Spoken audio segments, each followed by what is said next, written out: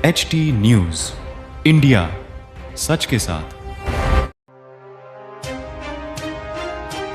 वैद्यकीय पेशाला काळीमा, अत्याचार प्रकरणात डॉक्टर सह आरोपी म्हणून गजाआड। 11 वर्षाच्या बालिकेवर अत्याचार आणि आता धक्कादायक ट्विस्ट। हिंगणघाट तालुक्यातील वडनेर हादरलंय। 2 मे रोजी उघडकीस आलेल्या या संतापजनक प्रकरणात एका 11 वर्षाच्या निरागस बालिकेवर अत्याचार झाल्याची घटना समोर आली आहे। आरोपी म्हणून नरेश दिवे याचं नाव पुढे आले असून त्याने बालिकेला फूस लावून हे गुन्हास्पद कृत्य केल्याचा आरोप आहे। मात्र या प्रकरणाला आता धक्कादायक वळण लागलं आहे। घटनेनंतर पीडित बालिकेला उपचारासाठी वडनेर येथील सुयश क्लिनिकमध्ये नेण्यात आलं, जिथे खासगी वैद्यकीय व्यवसायी डॉक्टर जवाहर खत्री यांनी उपचार केल्याची माहिती समोर आली। याच ठिकाणाहून संशयाची साखळी सुरू झाली। पोलीस तपासात उघड झालंय की इतक्या गंभीर गुन्ह्याची माहिती तत्काळ पोलिसांना न देता प्रकरण दाबण्याचा प्रयत्न करण्यात आला। यासोबतच बालिकेला काही औषधे देऊन घटनेचे पुरावे नष्ट करण्याचा किंवा तिची वैद्यकीय स्थिती बदलून सत्य लपवण्याचा प्रयत्न झाल्याचा संशय व्यक्त केला जात आहे। तसेच आरोपीला मदत करणे, गुन्ह्याची माहिती लपवणे, तपास दिशाभूल करण्याचा प्रयत्न तसेच वैद्यकीय व्यवसायाच्या नैतिकतेचा भंग करणे अशा गंभीर आरोपांची नोंद करण्यात आली आहे। एका डॉक्टरकडून अपेक्षित असलेली जबाबदारी न पाळता अशा प्रकारे वागणे हे समाजासाठी अत्यंत धोकादायक असल्याची भावना व्यक्त होत आहे।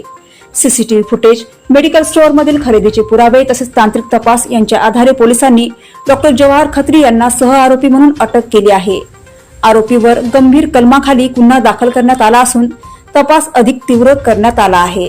या प्रकरणामुळे स्थानिकांमध्ये प्रचंड संतापाची लाट उसळली आहे। एका निरागस बालिकेवर झालेला अत्याचार आणि त्यानंतर पुरावे दडपण्याचा प्रयत्न यामुळे नागरिक आक्रोश व्यक्त करीत आहेत। सर्वसामान्यांची एकच मागणी आहे, पीडितेला न्याय मिळावा आणि दोषींना कठोरात कठोर शिक्षा व्हावी।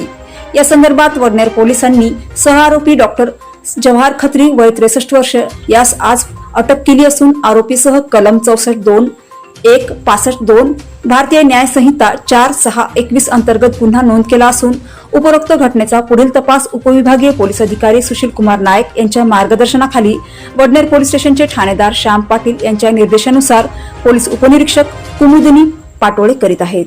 आता या प्रकरणात पुढे काय उलगडतं, खरे दोषी कोण आहेत आणि न्यायव्यवस्थेचा निर्णय काय असेल हे पाहणं महत्त्वाचं ठरणार आहे।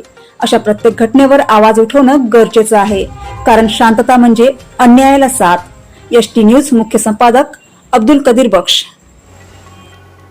ऐसी ही ताजा तरीन खबरों को पाने के लिए हमारे चैनल को सब्सक्राइब करें और बेल आइकन दबाना ना भूलें। धन्यवाद।